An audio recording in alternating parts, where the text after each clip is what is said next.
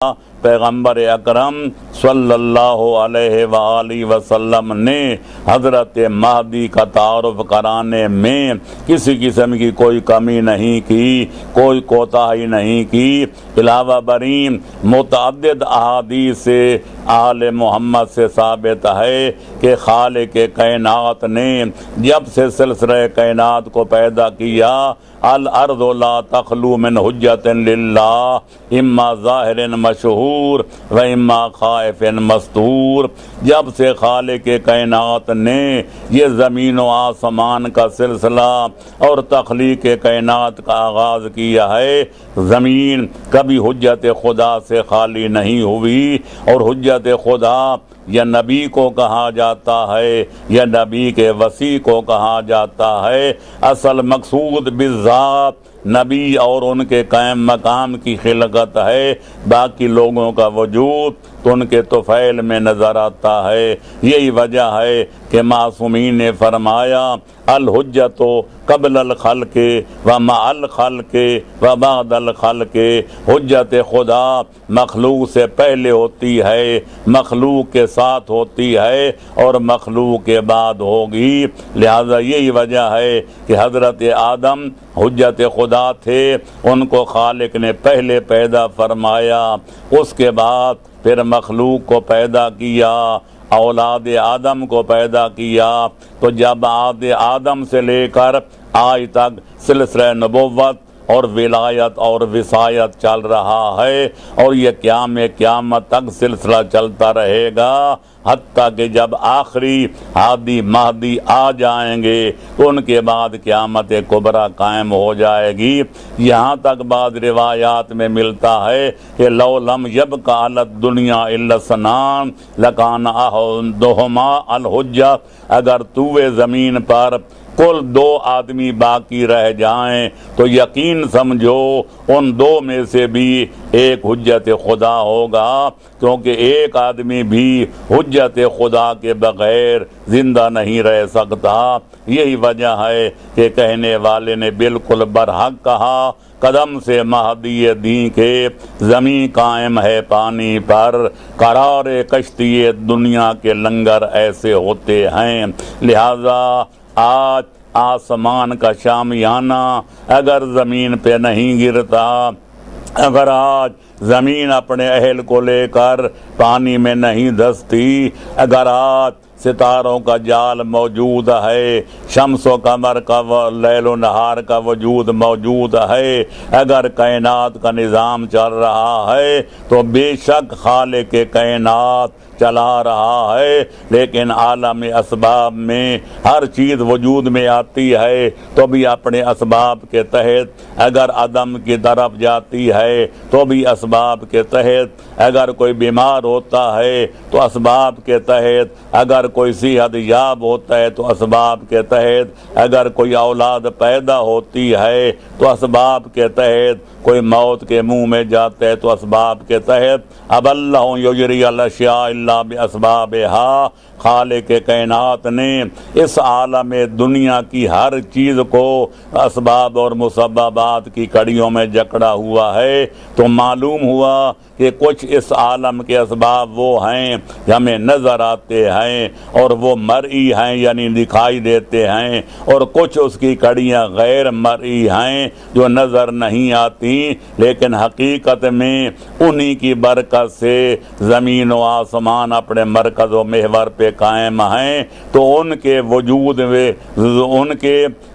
وجود وجود کی برکت سے زمین و آسمان اپنے اپنے مرکز و محور پہ قائم ہیں۔ یہی وجہ ہے کہ دعائے عدیلہ میں امام زمانہ علیہ افضل التحیت والثناء کے بارے میں معصوم فرماتے ہیں وَبِيُمْنِهِ رُزِقَ الْوَرَىٰ وَبِوُجُودِهِ ثَبَتَتِ الْأَرْضُ وَالسَّمَاء۔ اگر خالق کائنات دنیا کو روزی دے رہا ہے تو بحر میں لال ولایت کے وجود کا صدقہ ہے۔ اگر زمین اور آسمان اپنے مرکز و محور پر قائم ہیں تو یہ بحر میں لال ولایت کے وجود کی برکت ہے۔ اس لیے کہنے والے نے بالکل بجا کہا تھا کہ یہ جو ہیں قدم سے مہدی دین کے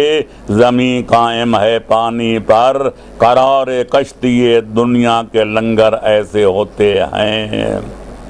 امام زمانہ عجل اللہ تعالیٰ فرجہ شریف کے بارے میں کچھ لوگ ناوک نے تیرے سید نہ چھوڑا زمانے میں، تڑپے ہے مرغے قبلہ نما آشیانے میں، مشککین نے نہ خالق کائنات کی ذات کو معاف کیا، خدا کے بارے میں شکوک و شبہات پیدا کیے جاتے ہیں کہ خدا ہے تو نظر کیوں نہیں آتا،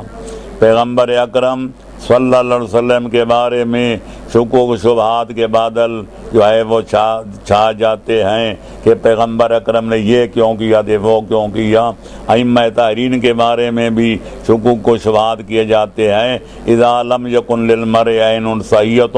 فلا غرو ان یرتاب والصبح مسفر، بقول شاعر اگر کوئی آدمی کی آنکھ میں اگر خلل ہو تو وہ بعید نہیں ہے کہ جٹے دن کا بھی انکار کر دے، حالانکہ سورج اپنی پوری آفتاب کے ساتھ چمک رہا ہو، گر نبینت بروز چشم آفتاب راچے گناہ۔ سعدی نے آج سے 700 سال پہلے کہا تھا اگر چمگادڑ کی آنکھ کمزور ہے اور وہ سورج کی شعاؤں کی تاب و توانائی نہیں لا سکتا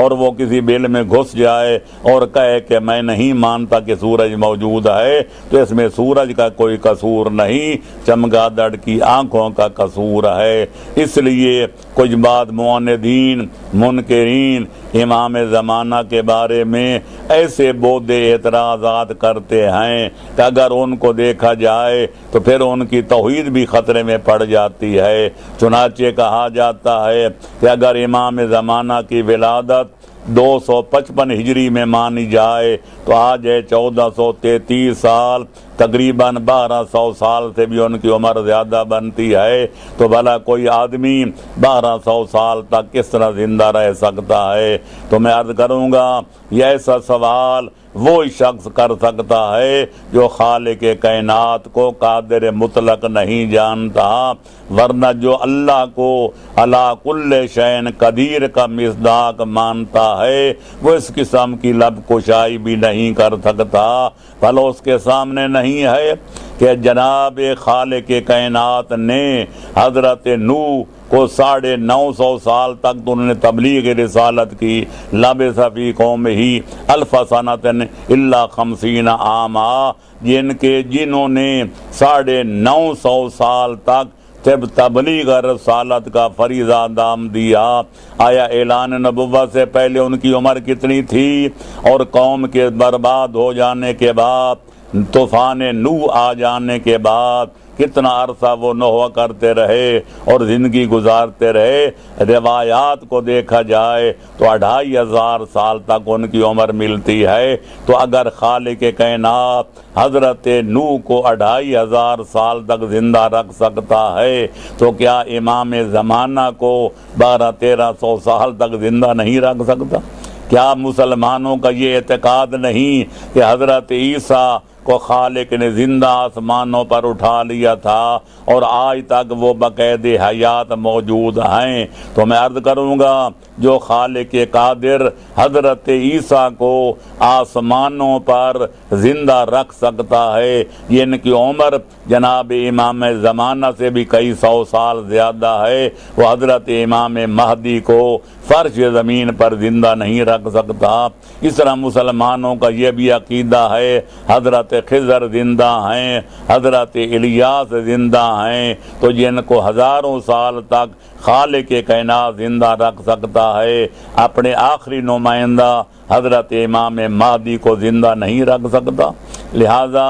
اگر اللہ کو قادر مانتے ہیں اعتراض کرنے والے تو ان کا اعتراض ختم، اور اگر اللہ کو قادر نہیں مانتے ان کی توحید ختم۔ لہذا ان کو غور کرنا چاہیے کہ امام زمانہ کی ضد و قد میں اپنے اسلام جو ہے وہ اس کو خیر باد نہ کہہ دیں، اپنے اسلام کی خیر منائیں اور ایسے بود اعتراضات کرنے سے باز آئیں۔ خالق قادر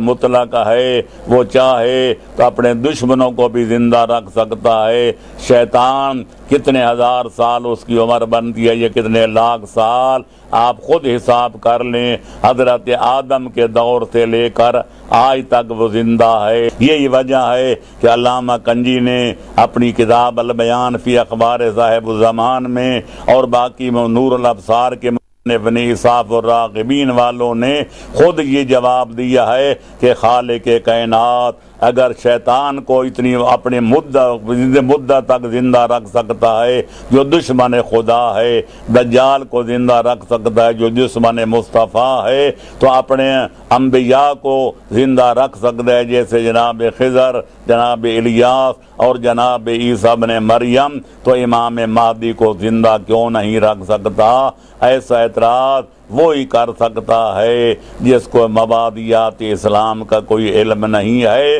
اور خالق کائنات کہ علی کل شیء قدیر ہونے پر ایمان نہیں ہے، ورنہ جو لوگ خالق کائنات کو قادر مطلق مانتے ہیں اور اس کو علیم و حکیم جانتے ہیں، وہ اس قسم کی غلب کشائی کرنے کے روادار نہیں ہیں۔ اور پھر یہ بھی کہا جاتا ہے بھلا اس امام زمانہ کا کیا فائدہ جو ہمارے سامنے آتا نہیں، ہم ان کی خدمت میں جا سکتے نہیں، ان سے دینی مسائل کا استفادہ کر سکتے نہیں۔ تو میں عرض کروں گا کہ یہ بھی امام کے وجود کو اور ان کے وجود کے فوائد و عوائد کو نہ سمجھنے کا نتیجہ ہے، ورنہ اگر ان کو پتہ ہوتا کہ وجود امام کا صرف یہ فائدہ نہیں کہ ان سے مسئلے مسائل پوچھے جائیں، یہ کام تو علماء کرام بھی انجام دے رہے ہیں، لیکن اصل میں جیسا میں نے ابھی عرض کیا تھا، نبی اور امام کے وجود کا سب سے بڑا فائدہ یہ ہے کہ ان کے وجود کی برکت سے زمین اور آسمان اپنے مرکز و محور پر قائم ہیں۔ اگر ایک لمحے کے لیے زمین حجت خدا سے خالی ہو جائے، نہ آسمان کا شامیانہ باقی رہے، نہ زمین کا فرش نظر آئے، آسمان ٹوٹ کر فرش زمین پہ گر جائے اور زمین اپنے اہل کو لے کر پانی میں دھس جائے، یہی وجہ ہے علماء علم کلام نے اپنی کلامی کتابوں میں واضح طور پہ لکھا الوجود الامام لطف و تصرفہ لطف آخر و عدمہ منا، امام وقت کا وجود جو ہے یہ لطف خدا بندی ہے جو انسان کو اللہ کی اطاعت کے قریب کرتا ہے اور معصیت پروردگار سے دور کرتا ہے۔ لہذا اگر امام مبسوط الید ہوں، اپنے فرائض دینیہ کو انجام دے سکیں تو یہ اللہ کا دوسرا لطف ہوگا، لیکن اگر صورتحال ایسی ہو کہ امام کو خانہ نشین بنا دیا جائے یا ان کے لوگوں کے ظلم و جور کی وجہ سے کبھی ایسا اتفاق ہو جس طرح خالق کائنات نے حضرت عیسیٰ کو آسمانوں پہ اٹھا لیا تھا،